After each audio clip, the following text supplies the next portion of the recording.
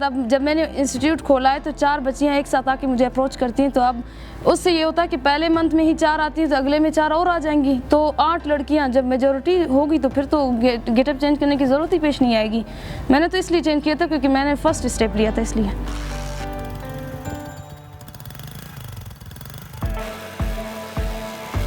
लोग समझते हैं कि नहीं, एक लड़की बाइक पे बैठ के खुद चला के बाहर नहीं जा सकती, तो ये कॉन्सेप्ट था जिसकी वजह से मैंने अपना गेटअप चेंज कर लिया। मैं अकेली जब निकली थी तो मेरे लिए टफ़ था। जब मैंने मैट्रिक की तो उसके बाद फाइनेंशियल इश्यूज़ थे और मेरे भाई छोटे हैं, तो मेरे लिए आना और जाना ये बहुत बड़ा इशू था मेरे लिए।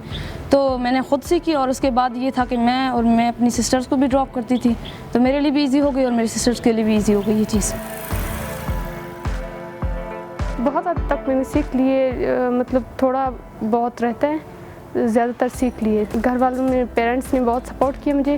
दरअसल यहाँ जो एक फ़ीमेल गर्ल चलाती है बैग खदीजतुल कुबरा, उसे देख के मेरे पेरेंट्स भी इम्प्रेस हुए, जिसकी वजह से उन लोगों ने मुझे आगे जाने की इजाज़त दे दी। यहाँ का माहौल बहुत ज़बरदस्त है क्योंकि यहाँ पे इंस्ट्रक्टर भी फ़ीमेल ही है, तो इस लिहाज से बहुत अच्छा है और आइकॉन इंस्टीट्यूट का माहौल बहुत ज़बरदस्त माहौल है।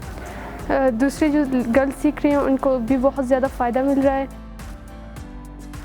बहुत ज़्यादा खुश हैं इस चीज़ से क्योंकि वो ख़ुद इंडिपेंडेंट बन रही हैं और ये बाइक ख़ुद भी एक बहुत ही चीप सवारी है, तो इजीली आना जाना। वो यही कहती हैं कि पहले हमें 1 घंटा पूरा लगता था कि हम लोग घर से निकलते थे किसी इंस्टीट्यूट जाने के लिए, अब हमें सिर्फ 20 मिनट पहले निकलना पड़ता है, तो वो इस चीज़ से बहुत ज़्यादा खुश हैं।